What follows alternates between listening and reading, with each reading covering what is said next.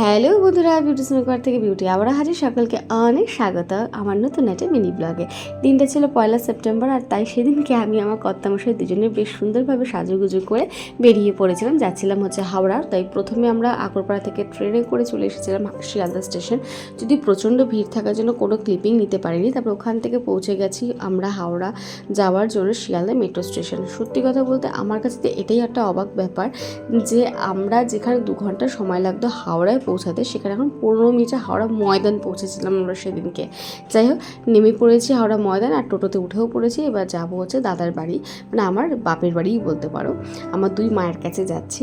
তো যাই হোক, পৌঁছেও গেছি মায়ের কাছে। আর আমার মা সুলোচনাকে তোমরা প্রণাম করো, তারপর তোমরা মা ঈশানীকেও প্রণাম করবে। সত্যি কথা বলতে এটা কিন্তু আমার আরেকটি বাপের বাড়ি। কাকিমা, কাকু, আমার ওই দাদা আর ভাই আমার মানে প্রত্যেকে আমাকে ভীষণ ভালোবাসে। তারপর প্রথমে মিষ্টি আর লাড্ডু সহযোগে গল্প শুরু হলো। গল্প চলছে আমাদের কাশি ঘুরতে যাওয়ার বিভিন্ন বিষয় নিয়ে। তারপর আমরা চপ আর সিঙ্গারা চাটনি সহযোগে খেয়ে ফেললাম। তারপর কাকিমার হাতে বানানো গরম গরম দুধ চা বিস্কুট চুবিয়ে খাওয়ার পর কাকিমার সাথে বেশ ভালো জমিয়ে গল্প করলাম। আর কাকিমা কিন্তু আমার ডার্লিং, ভীষণ ভীষণ ভালোবাসে আমাকে। তারপর কিছু প্রয়োজনীয় কাজ সেটা মিটিয়ে আমরা সোজা ওখান থেকে বেরিয়ে পড়েছিলাম, কারণ তখন বাজে প্রায় রাত্রি 8:30, আর আমাদের লাস্ট মেট্রোটা ছেড়ে দেবে তার জন্য। যাই হোক, আজকের মতো মিনি ব্লগটা এখানেই। কেমন লাগলো অবশ্যই জানিও।